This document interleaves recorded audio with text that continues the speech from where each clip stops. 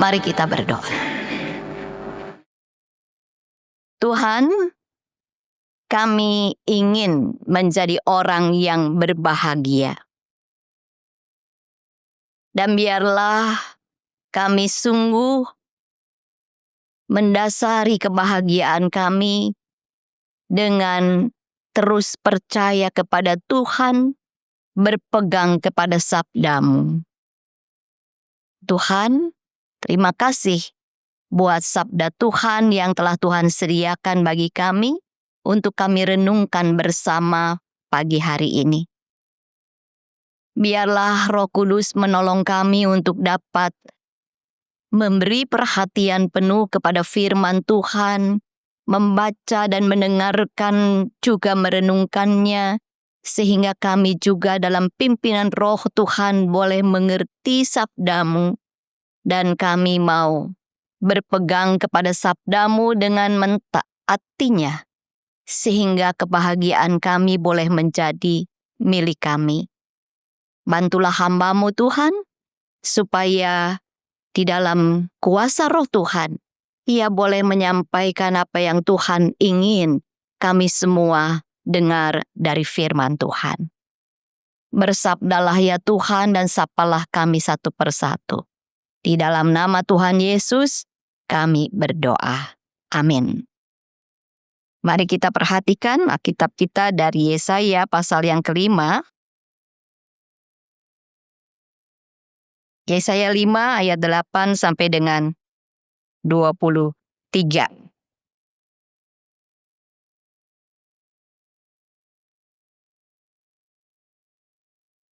Yesaya 5 ayat 8 sampai dengan 23. Tidak ditayangkan ya ayatnya di sini ya, karena banyak yang masih pakai HP, berarti sulit untuk berbalasan ya, karena bisa bingung ya. Kalau gitu boleh saya membaca semuanya? Ya. Saya pakai edisi yang baru. Yesaya 5 ayat 8, mulai ayat 8 sampai dengan 24 ya, enggak sampai 23. Sungguh celaka orang yang menyerobot rumah demi rumah dan merebut ladang demi ladang, sehingga tidak ada lagi tempat bagi orang lain. Kamu membuat hanya dirimu sendiri yang mendiami negeri itu. Di telingaku terdengar sumpah Tuhan semesta alam. Sesungguhnya banyak rumah akan menjadi sunyi sepi. Rumah-rumah yang besar dan megah tidak akan ada penghuninya. Sesungguhnya kebun anggur yang luas 10 semet akan menghasilkan hanya 1 bat anggur. Dan 1 homer benih akan menghasilkan hanya 1 eva gandum. Sungguh celaka orang yang bangun pagi-pagi dan langsung mencari minuman keras. Lalu duduk-duduk sampai malam hari, mabuk terbakar oleh anggur. Kecapi dan gambus, rebana dan seruling, serta anggur menyertai pesta-pesta mereka. Tetapi perbuatan Tuhan tidak dipandang, dan karya tangannya tidak diperdulikan. Sebab itu umatku harus pergi ke pembuangan, karena mereka tidak mengerti apa-apa. Orang-orang yang mulia akan kelaparan, dan halayak ramai akan menderita kehausan. Sebab itu, dunia orang mati akan membuka kerongkongannya lebar-lebar, dan akan mengangakan mulutnya tidak terhingga. Sehingga ke dalamnya lenyaplah kesemarakan dan keramaian Yerusalem. Keriuhan dan kegirangan di kota itu. Maka manusia akan ditundukkan, dan orang akan direndahkan. Ya, orang sombong akan direndahkan.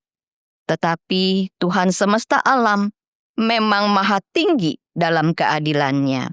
Dan Allah yang maha kudus menyatakan kekudusannya dalam kebenarannya. Domba-domba akan makan rumput di sana seperti di padangnya sendiri. Anak-anak kambing akan mencari makan di reruntuhan rumah orang kaya. Sungguh celaka mereka yang memancing kesalahan dengan tali dusta dan dosa dengan tali pedati. yang berkata, "Baiklah, Allah bersegera dan bergegas melakukan tindakannya, supaya kita lihat. Baiklah rencana yang Maha Kudus Allah Israel mendekat dan terwujud supaya kita tahu. Sungguh celaka yang menyebut kejahatan itu baik, dan kebaikan itu jahat, yang mengubah kegelapan menjadi terang, dan terang menjadi kegelapan, yang mengubah pahit menjadi manis, dan manis menjadi pahit. Sungguh celaka orang yang memandang dirinya bijaksana, yang menganggap dirinya pintar. Sungguh celaka orang yang jago minum, dan juara dalam mencampur minuman keras, yang membenarkan orang fasik karena suap, dan yang memungkiri hak orang benar. Sebab itu seperti lidah api memakan jerami dan seperti rumput kering habis lenyap dalam nyala api, demikian akar-akar mereka akan membusuk dan kuntumnya berterbangan seperti abu. Karena mereka telah menolak pengajaran Tuhan semesta alam dan menista firman yang Maha Kudus Allah Israel. Demikian firman Tuhan. Berbahagia setiap kita yang membaca, mendengarkan firman Tuhan, apalagi memeliharanya dalam hidup sehari-hari.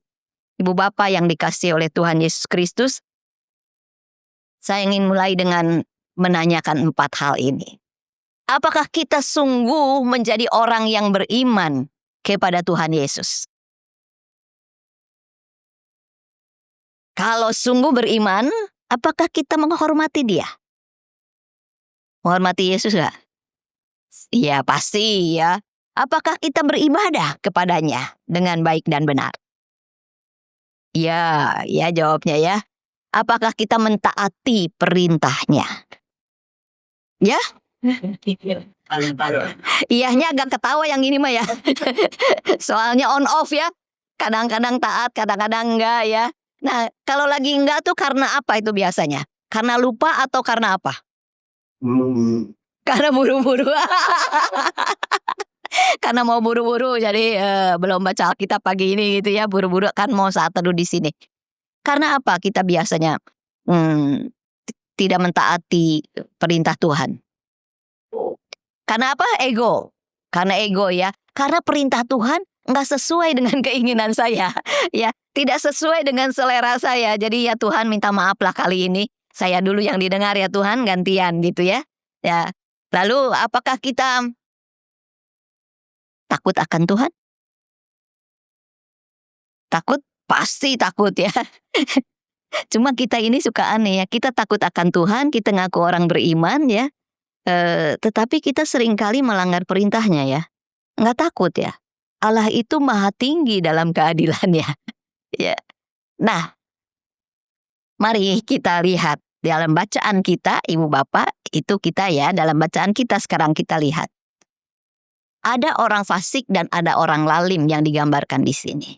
Yang akan berhadapan dengan Allah yang maha tinggi di dalam keadilannya. Orang fasik itu tidak hormat kepada Allah. Kalau tadi Bapak Ibu menjawab bahwa apakah menghormati Tuhan? Ya, berarti kita bukan orang fasik ya, satu. Terus apakah kita suka melanggar perintah Tuhan? Ya dan tidak, ya dan tidak ya. Seringan yang mana kita yang tahu, saya sendiri juga waktu persiapan ini aduh banyak dosanya saya juga sering melanggar ya. Lalu apakah kita orang yang melawan Tuhan? Suka melawan Tuhan nggak? Suka melawan, aduh terlalu kasar ngomong melawan ya. Saya nggak berani lah melawan Tuhan. Tapi kita suka berbantah sama Tuhan ya kan. Suka berbantah, kenapa Tuhan? Kenapa biarkan semua ini terjadi? Kenapa Tuhan nggak bertindak? Kenapa biarkan orang-orang yang menjahati saya tetap hidup dengan makmur, dengan senang dan seolah-olah dia baik dan saya yang buruk gitu ya. Orang fasik itu tidak menghormati Allah, termasuk tidak menghormati firman-Nya. Orang fasik itu adalah orang yang melanggar perintah Tuhan dan orang yang melawan Tuhan. Nah, sedangkan orang lalim adalah orang yang serak kalau digambarkan di sini. Dia mau semuanya menjadi milik dia, nggak ada orang lain lagi di dunia ini. Dia merebut rumah-rumah orang, ladang-ladang orang, ya. Lalu kemudian untuk mendapatkan apa yang menjadi keserakahannya, dia rela menindas orang lain. Ya. Dia merasa orang lain harus diperdaya supaya apa yang menjadi keinginannya itu menjadi kenyataan. Itu orang fasik dan orang lalim. Ya. Nah, kalau kita membaca di sini, Allah itu di sana di dalam ayatnya yang ke-16, tetapi Tuhan semesta alam memang maha tinggi di dalam keadilannya. Allah tidak tinggal diam. Kalau kita membaca hukuman yang diberikan Tuhan kepada mereka, sangat menakutkan. Ya, nanti kita lihat lagi. Mengapa? Apakah Allah melihat dosa mereka itu sudah terlalu besar, ya, udah keterlaluan, ya, sehingga Allah begitu rupa marah kepada bangsa Israel? Ataukah dosa mereka udah menjadi gaya hidup? Menurut bacaan kita, ya, menurut saya, dosa orang-orang Israel pada waktu itu sudah menjadi gaya hidup. Ya. Jadi di hidupnya itu bergelimang di dalam dosa. Barangkali untuk mengexcuse, ya, kita yang suka melanggar perintah Tuhan, apakah itu sudah menjadi gaya hidup kita? Selalu dan selalu kita melanggar Tuhan dan melawan Tuhan. Kalau tidak selalu dan tidak selalu, berarti belum menjadi gaya hidup. Tetapi yang digambarkan di sini, dosa ini menjadi gaya hidup. Kalau kita membaca ayat sebelumnya, ayat 1 sampai dengan yang ke-7, di situ kan nyanyian tentang kebun anggur yang mana dikisahkan kebun anggur yang sudah dipelihara, dirawat dengan sangat baik, seharusnya menghasilkan anggur yang manis, ternyata anggur yang asam yang dihasilkan, mengecewakan.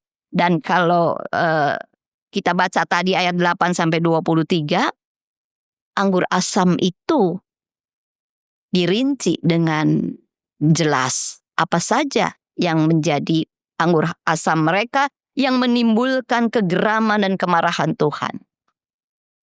Yang membuat dosa mereka gaya hidup mereka adalah bergelimang di dalam dosa. Mari kita lihat satu-satu, saudara-saudara. Satu, fasik. Orang fasik itu orang yang tidak menghormati Allah, orang yang melawan Allah, orang yang melanggar perintah Allah, ya. Orang fasik itu adalah orang yang tidak takut Tuhan. Dia tidak takut Tuhan. Ya, karena itu dia berani melawannya. Ya. Tuhannya adalah dirinya sendiri, maka di sana dikatakan bahwa dia merasa diri bijak, merasa diri paling arif, merasa diri paling benar. Semua orang salah, semua orang harus ikut saya. Ya, tidak ada yang lebih, bahkan Tuhan pun tidak melebihi dia. Ya. Orang yang fasik ini mengabaikan perbuatan Tuhan, ya, di dalam ayat 12, dan karya tangan Tuhan itu tidak dipedulikan. Jadi dia tidak memandang karya Allah. Kalau dia berhasil, dia sukses menerima semua ini, punya rumah lagi, penambah kekayaannya, dia mengatakan itu semua hasil usaha dia, bukan berkat dari Tuhan. Ya, jadi tidak memandang perbuatan Tuhan dan tidak mempedulikan karya tangan Tuhan. Ya. Lalu mengabaikan perbuatan Tuhan, mengabaikan perintah Tuhan, mengejar kesenangan diri atau nafsu mereka atau keserakahan mereka, maka mereka menjadi orang yang melawan Tuhan, memutarbalikkan nilai-nilai. Ya, di dalam ayat yang kita baca tadi, orang yang menyebut kejahatan itu baik, kebaikan itu jahat, dan mengubah kegelapan itu menjadi terang, terang menjadi kegelapan, mengubah pahit menjadi manis, dan manis menjadi pahit. Orang yang memutar balik nilai-nilai. Kalau orang-orang itu nurut sama dia, memenuhi segala keinginan dan nafsunya, orang baik. Kalau tidak menuruti, dia akan mengatakan dia orang jahat. Firman Tuhan itu baik sesuai dengan keinginannya dan nafsunya. Tetapi kalau tidak, itu tidak baik. Dia memutarbalikkan itu, ya. Dan menyeret dosa, ya. Menyeret dosa, Ibu Bapak, di dalam ayat 18 di sana dikatakan, sungguh celaka mereka yang memancing kesalahan dengan tali dusta. Artinya suka menyebar fitnah, berdusta untuk mengatakan dusta itu adalah hal yang dia katakan dalam dusta itu adalah kebenaran. Di sini dipakai istilah memancing kesalahan dengan tali dusta dan dosa dengan tali pedati. Nah, ini yang menggambarkan gaya hidup mereka. Jadi mereka bukan berjuang untuk melepaskan diri dari kuasa dosa, keterikatan terhadap dosa, ya, tetapi malah mereka menariknya. Dia mencari-cari kesalahan orang lain dengan dusta, menjadi saksi dusta, memfitnah orang lain. Lalu dosa itu di sini digambarkan ditarik dengan tali pedati, ya. Terjemahan lama tali gerobak, ya. Tali dusta itu lebih tipis daripada tali gerobak, lebih tebal. Dan ini mau menggambarkan betapa dosa itu menjadi gaya hidup mereka. Jadi mereka yang mengikat diri terhadap dosa. Karena tadi keegoisan mereka, karena nafsu mereka, keserakahan mereka menjadi Tuhan bagi diri mereka sendiri. Ya. Gaya hidup ini fasik. Lalu kefasikan itu menimbulkan kelaliman. Kefasikan itu menimbulkan kelaliman. Lalim di sini digambarkan tadi. Karena serakah dia menindas orang lain. Dia mengambil milik orang lain. Dia hidup di dalam pesta pora itu, saya kalau ngetik ngaco ya, pasti ada lebih atau kurang. Mohon dimaafkan. Pesta pora di sini. Gambus dan kecapi bukan untuk memuji muliakan Tuhan, tetapi untuk mengumbar kesenangan mereka. Bangun tidur, kalau ibu bapak bangun tidur ngapain? Ya, ngulet dulu, terus ambil HP ya. Mereka bangun tidur itu terus cari minuman keras. Ya, lalu sepanjang hari menikmati hari-hari itu. Ya, bukan mencari Tuhan tetapi mencari HP. Ya, hati-hati. Saya juga buka HP saudara-saudara untuk saat teduh. Ya, bukan terus kemudian di-scroll lagi, lihat lagi berita apa. Akhirnya kita dikendalikan oleh berita-berita yang ada di HP itu. Ya. Saudara-saudara, tidak segan mengorbankan orang benar dengan dusta, dengan fitnahnya. Ya, menyusahkan orang lain. Ya. Kefasikan ini menjadi dasar dari perbuatan lalim. Jadi kefasikan ini adalah dosa yang berkaitan dengan hubungan dengan Tuhan. Dia tidak taat, tidak menghormati Tuhan, tidak mentaati Tuhan, ya. Tidak mengagungkan, tidak mengucap syukur terhadap apa yang Tuhan sudah berikan, terhadap karya Tuhan. Dan karena hubungan dengan Tuhan tidak baik, maka dia menjadi tidak baik juga relasi dia atau perbuatan dia dengan sesama. Ya. Kefasikan itu menimbulkan kelaliman. Ya. Lalu dosa menjadi gaya hidup mereka dan akibatnya mereka dimurkai. Dimurkai oleh Allah. Murka Allah itu di sana digambarkan, ini kok jadi numpuk-numpuk ya, pindah komputer jadi numpuk. Mereka mengalami kegagalan total. Apapun yang mereka kerjakan, usaha apapun menjadi gagal. Gagal total. Ya, orang yang mengandalkan kekuatan sendiri akan menjumpai kegagalan total. Ya. Di sana digambarkan saudara-saudara, kegagalan total itu saya tulis di situ sedikit bahwa tanah satu semet, ya. Terjemahan lama satu apa ya? Tadi. Ya.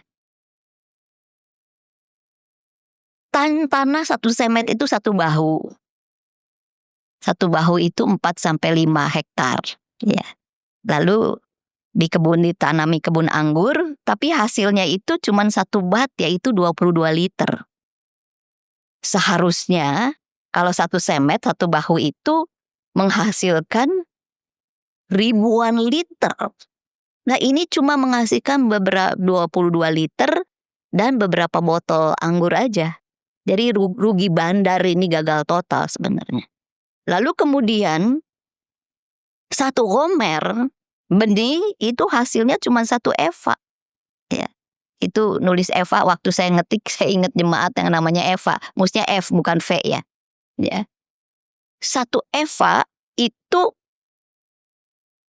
cuman 22 liter, jadi hasilnya cuman 1%. Seharusnya hasilnya itu 10 kali lipat. Ini menggambarkan kegagalan total akibat dari kefasikan kelaliman mereka. Ya. Dan kemudian mereka dibuang ke pembuangan, menjadi orang yang dungu di sana, belajar dimurnikan oleh Tuhan. Dan kemudian sangat mengerikan, dunia orang mati. Ya. Ayat 14. Membuka kerongkongannya lebar-lebar dan akan mengangakan mulutnya, tidak terhingga. Sehingga ke dalamnya lenyaplah kesemarakan dan keramaian Yerusalem, keriuhan dan kegirangan di kota itu. Tanah yang digarap itu tidak menghasilkan apapun. Tetapi di sisi lain kambing domba menikmati makanan-makanan dari tanah orang-orang kaya yang ditinggalkan. Ya. Jadi usaha mereka menjadi sia-sia. Disinilah menunjukkan bagaimana Allah menegakkan keadilan itu. Tidak ada yang bisa membantahnya, tidak ada yang bisa melawannya. Kalau kita selama ini menjadi korban penindasan orang-orang yang serakah, menyusahkan kita, ingatlah Allah yang maha adil itu, Allah yang maha tinggi dalam keadilan, akan menyatakan keadilannya. Nggak usah kita yang mengurus mereka, Tuhan yang akan mengurus mereka. Tetapi apabila kita menjadi orang yang fasik, menjadi orang yang lalim, ya, maka ingatlah Allah maha tinggi di dalam keadilannya. Orang bilang, oh saya dari dulu juga begini-begini, aman-aman aja tuh. Ya, daripada orang yang lurus-lurus saja, orang-orang yang menurut saya naif, ya, di dalam jalan kebenaran, apa yang mereka punya? Sesumbar, menjadi sombong, tinggi hati, merasa diri sukses karena kebijaksanaannya. Tapi kita baca Allah yang maha tinggi di dalam keadilannya. Satu waktu dia akan bertindak, habis semuanya. Ya. Gak ada yang berani melawan saya selama ini. Tunggu tanggal mainnya. Sebab Allah maha adil itu, dia tidak membiarkan keadilannya diinjak-injak. Dia akan menegakkannya. Bapak Ibu, saudara yang dikasih oleh Tuhan, kefasikan adalah penyebab dari kelaliman. Lalim perbuatan dosa kita terhadap sesama. Penyebab utamanya karena kita fasik. Karena kita tidak menghormati Tuhan, tidak tunduk kepada Tuhan. Kembali lagi pada pertanyaan di slide pertama. Apakah kita orang yang sungguh beriman kepada Tuhan? Apakah kita sungguh orang yang takut akan Tuhan? Itu bisa dilihat dari bagaimana kita memperlakukan sesama. Ya. Itu dapat dilihat dari apa yang menjadi keinginan kita, mimpi kita, ambisi kita. Apakah itu didorong oleh keserakahan, ketidakpuasan? Itu bisa dilihat dari bagaimana kita melihat segala yang Tuhan berikan kepada kita. Apakah itu betul-betul kita akui sebagai karya tangan Allah buat kita? Atau kita anggap, ya karena saya ini orang yang bekerja keras dah. Kaki jadi tangan, tangan jadi kaki, kepala jadi kaki, dan banting tulangnya udah nggak ada dibanting-banting, jadi tulang lunak ya. Merasa itu hasil diri kita sendiri. Apakah kita orang yang sungguh-sungguh hidup bergantung kepada Tuhan Allah yang maha adil? Itu dilihat dari apa yang kita perlakukan terhadap apa yang Tuhan beri kepada kita dan terhadap orang-orang di sekitar kita. Saudara-saudara, Tuhan Allah maha tinggi, dia tidak abai, dia tidak menutup mata terhadap apa yang orang-orang buat di dunia ini. Dia punya rancangan, dia punya plan, dia tahu waktu yang tepat kapan orang-orang itu yang fasik dan lalim itu harus mendapatkan ganjaran dan beroleh pengajaran yang membuat mereka sungguh tunduk dan mengakui keadilan Tuhan yang Maha Tinggi. Saudara, saya mau mengakhiri renungan kita dengan ini ya. Di buku Doa Sang Katak itu saudara ada cerita satu waktu ada kekeringan yang luar biasa. Ini dunia hewan nih ceritanya ya. Hewan-hewan yang mesti punya air, hidup dalam air itu, waduh udah gak tahan lagi ya. Lalu ada seekor kura-kura yang merasa udah tidak tahan lagi hidup tanpa air begitu. Ya, lalu kemudian ada 2 ekor burung yang datang dan mau membantu dia. Bantulah aku, oke dibantu, gimana caranya? Ya. Kalau kura-kura itu jalan mencari tempat yang ada airnya, keburu mati di tengah jalan, ya kan? Lalu 2 ekor burung ini menggigit ranting sehingga si kura-kura itu bisa menggigit ranting dan mengangkat terbang menaruh di tempat yang ada air. Ya, itu rencana yang sangat baik. Tapi ternyata kura-kura ini tidak pernah sampai ke sana. Bukan karena burung-burung ini menyesatkannya atau pergi ke tempat yang lain, bukan, saudara-saudara.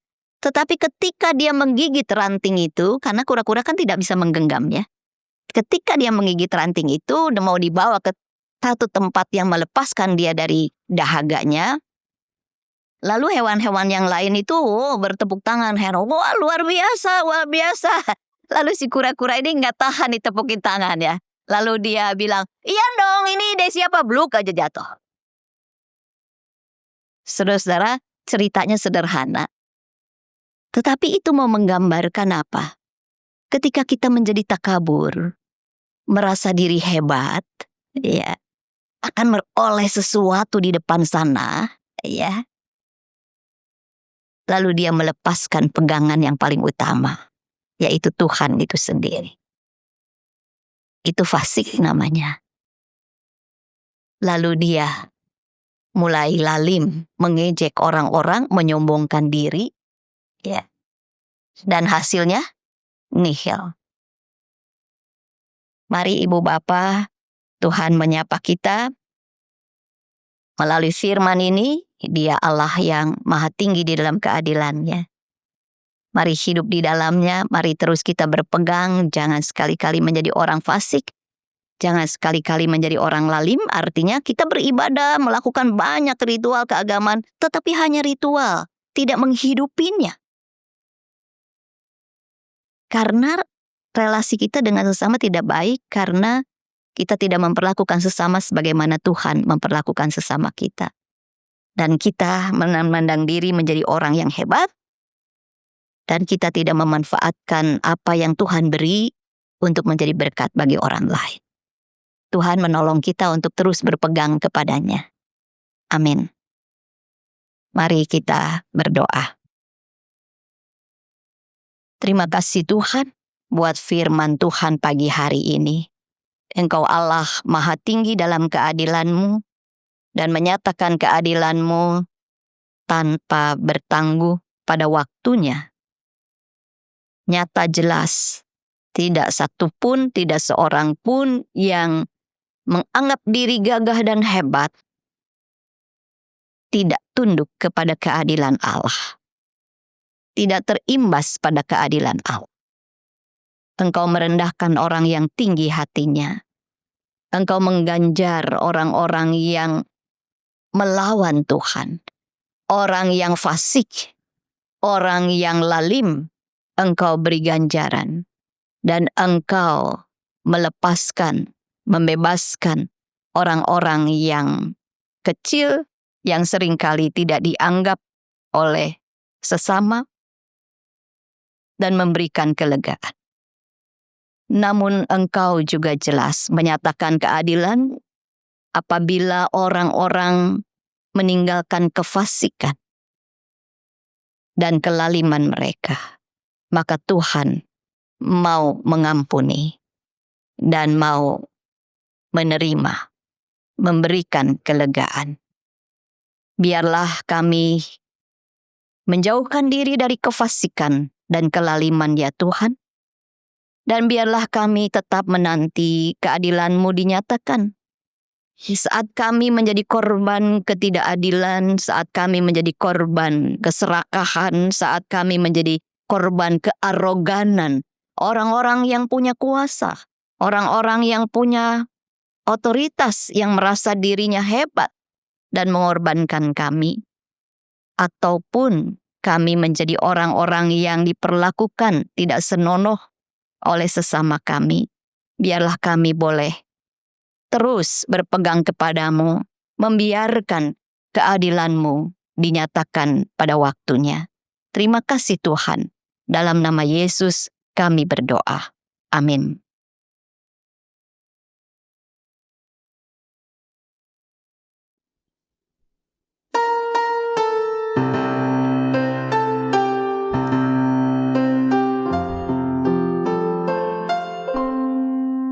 Kasih Tuhan mengiringimu